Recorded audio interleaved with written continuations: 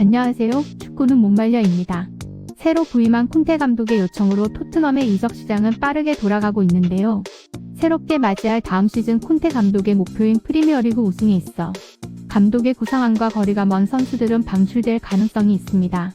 7월 5일 콘테 감독의 구상안에 포함되지 않아 이적할 가능성이 높은 선수들을 순서대로 함께 알아보겠습니다. 첫 번째, 피에르 루이지 골리니입니다.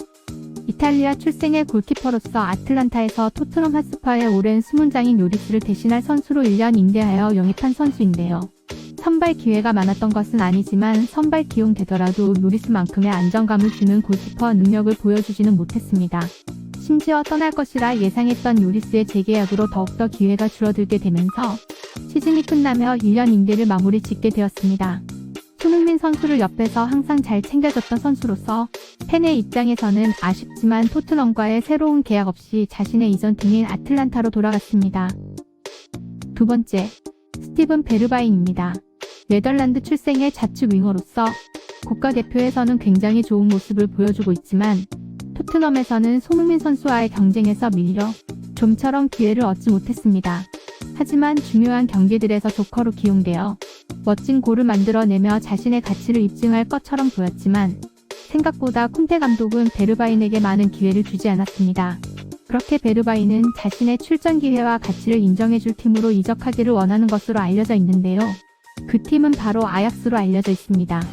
베르바인은 손흥민 선수와 관계가 좋으며 손흥민 선수를 존경하는 선수로 뽑았지만 같은 팀에서는 서로가 경쟁자일 수밖에 없기 때문에 자신을 원하는 팀인 아약스로 이적하여 자신의 잠재력을 마음껏 펼쳤으면 좋겠습니다. 세 번째, 지오바니 로셀소입니다. 아르헨티나 출생의 미드필더로서 토트넘에서 인테르로 이적한 크리스티안 에릭센의 자리를 메꾸기 위해 영입한 선수인데요. 영입 후 많은 시즌에 출전 기회를 얻음에도 불구하고 이적한 에릭센 선수와의 활약과 비교했을 때 좋은 모습을 보여주지 못했습니다. 그렇게 점점 출전 기회를 잃어갔고 심지어 콘테 감독이 선임된 후 로셀소와의 훈련 태도 문제로 불화가 생겼습니다. 그 후 결국 로셀소는 비아레알로 임대되었습니다. 비아레알로 임대된 로셀소는 토트넘에서와는 반대로 굉장히 좋은 활약을 보여주게 되는데요. 심지어 챔피언스리그에서도 팀을 4강으로 이끌며 비아레알의 에메리 감독의 마음을 사로잡았습니다. 그렇게 감독과 선수 본인 모두 비아레알로의 완전 이적을 원하는 것으로 알려져 있습니다. 네 번째, 탕기 은돔벨레입니다. 프랑스 출생의 미드필더로 짠돌이라고 유명했던 토트넘 구단주인 다니엘 레비가 거금을 지불하며 토트넘의 이적료 레코드를 갱신하고 그만큼 많은 기대치를 갖고 영입한 선수인데요. 개인기와 탈압박에서는 좋은 기량을 보여주는 듯 하였지만 빠른 EPL 템포에는 어울리지 않는 선수였습니다. 특히나 중요했던 FA컵에서의 모어캔비와 경기 중 팀이 지고 있음에도 불구하고 산책 교체를 하며 토트넘의 선수단과 팬, 감독 모두를 경악하게 만들었는데요. 그 후 토트넘은 결국 은돔벨레의 이전 팀인 올림피크 리옹으로 임대를 보냈지만 거기서도 좋은 모습은 보여주지 못하고 돌아왔습니다.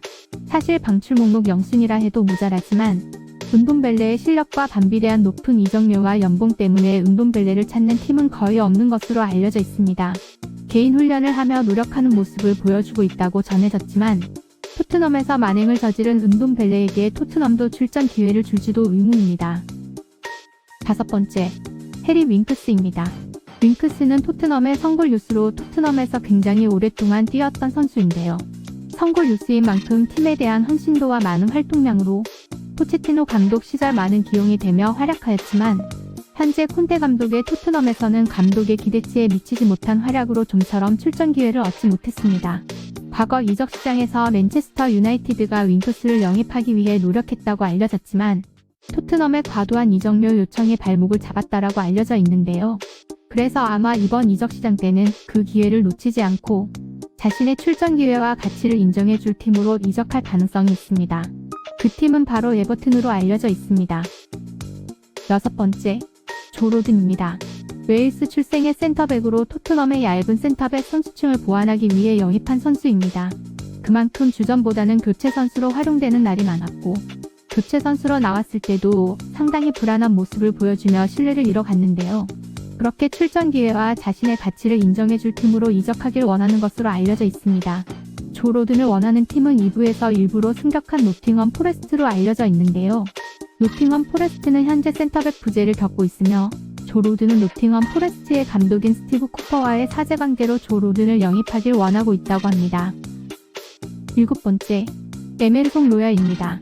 브라질 출생의 우측 풀백으로 토트넘은 같은 리그인 울버햄튼에서 굉장한 활약을 하며 강한 신뢰를 갖고 영입한 도어티의 좋지 못한 기량에 굉장히 실망하게 되는데요. 심지어 토트넘은 센터백 유스 자원인 자펫 탕강가를 우측 풀백으로 기용하며 우측 풀백에 대한 고민을 해결하기 위해 급하게 영입한 선수입니다. 급한 결정인 만큼 에메르송은 역시나 좋지 못한 모습을 보여주게 됩니다. 그렇게 콘테 감독은 새로 영입된 에메르송보다 다시 도어티의 공격적인 윙백 능력을 이끌어내며 재기용하게 됩니다. 그렇게 점점 선발 기회를 잃어갔지만 도어티의 장기 부상으로 다시 선발 기회를 얻어 조금씩 나아지는 모습을 보여줬습니다. 하지만 콘테 감독은 아직까지도 에메르송보다는 도어티를 선호하기 때문에 다양한 매체에서는 에메르송이 이적할 것이라 예상하였고 그 팀은 아틀레티코 마드리드라고 전해졌습니다. 하지만 정작 선수 본인은 토트넘 선수들과 유대감이 좋으며 남아서 도어티와의 경쟁을 하고 싶다고 전해졌는데요. 토트넘의 입장에서는 새로운 영입을 위해 좋은 조건의 이적 요청이 온다면 충분히 내보낼 가능성이 있다고 봅니다. 8번째, 세르히오 레길론입니다. 스페인 출생의 좌측 풀백으로 콘테 감독 이전에 공격적인 윙백으로 많이 기용되며 좋은 모습을 보여줬습니다. 하지만 콘테 감독은 레길론보다 세세뇽의 잠재력을 더 높게 평가하며 세세뇽과의 경쟁에서 점차 밀려 점점 선발 기회를 잃어가게 되는데요. 선발 기회를 잃어가는 현 상황에서 심지어 레길론에게 바이백 조항을 가지고 있는 레알 마드리드는 마르셀로의 노쇠화로 인한 은퇴로 좌측 풀백 영입에 대한 필요성을 느끼며 바이백 조항을 발동하여 재영입할 가능성이 있습니다. 하지만 토트넘은 현재 이적 시장에서 좌측 풀백보다는 우측 풀백에 대한 영입을 우선시하고 있는 것으로 알려져 있기 때문에 좌측 윙백 자원이 부족한 상황에서 레길론을 레알 마드리드로 다시 보낼지는 의문이며 레길론의 선택이 이적을 좌지우지할 것 같습니다. 9번째, 자펫 탕강가입니다. 영국 출생의 센터백으로 토트넘의 유스 출신인데요. 토트넘의 부족했던 수비를 채워줄 선수로 유스에서 데려와 선발 선수로 기용하며 출전했을 때 좋은 모습을 보여주면서 토트넘과 재계약까지 이루어냈습니다. 하지만 점점 거친 파울과 잦은 실수로 선발로 기용되는 횟수가 줄어들었고 심지어 부상을 당해 시즌 아웃을 당했습니다. 하지만 아틀레티코 마드리드는 자펫 탕강가의 수비적인 능력을 높게 평가하며 영입하길 원하고 있는 것으로 알려져 있는데요. 토트넘과의 재계약을 한 지 얼마 되지 않았지만 아틀레티코 마드리드의 좋은 조건에 제안이 온다면 자신의 기회를 찾아 임대나 이적을 충분히 고려할 것이라고 예상됩니다. 10번째, 루카스 모우라입니다. 브라질 출생의 우측 윙어로 작은 체구지만 강한 밸런스와 빠른 돌파력으로 자주 선발로 기용되었습니다. 하지만 그러한 장점이 점점 팀플레이가 중요한 축구에서는 독이 되며 경기 흐름을 잃게 되는 경우가 많았는데요. 심지어 유벤투스에서 새로 영입된 클루셉스키의 엄청난 활약으로 주전 경쟁에서 많이 밀리고 있습니다. 콘테 감독은 모우라의 플레이를 선호하며 교체로라도 기용해 조금씩 출전 시간으로 붙잡아 두고 싶어 하지만 모우라 본인은 출전 시간을 위해 다른 팀으로 이적할 가능성도 있습니다. 그 팀은 과거 자신이 뛰었던 상파울루로 알려져 있습니다. 11번째, 브라이언 힐입니다. 스페인 출생의 왼쪽 윙어로서 토트넘에서는 부족했던 베르바인의 능력과 차후 토트넘을 이끌고 갈 유망주로 영입한 선수입니다. 하지만 역시나 손흥민 선수의 능력과 비교되며 많은 기회를 얻지 못했는데요. 그렇게 힐은 자신의 출전 기회를 찾아 발렌시아로 단기 임대되었습니다. 자신의 국적인 스페인의 라리가 발렌시아에서 좋은 적응력과 기량을 보여주며 자주 선발로 기용되어 시즌을 마무리하게 됩니다. 발렌시아는 좋은 모습을 보여준 힐을 재임대하길 원했지만 토트넘은 발렌시아의 좋지 못한 성적으로 거부하게 됩니다.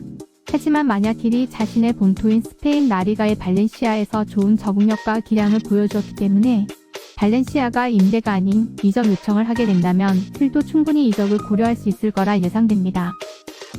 마지막 12번째, 다빈손 산체스입니다.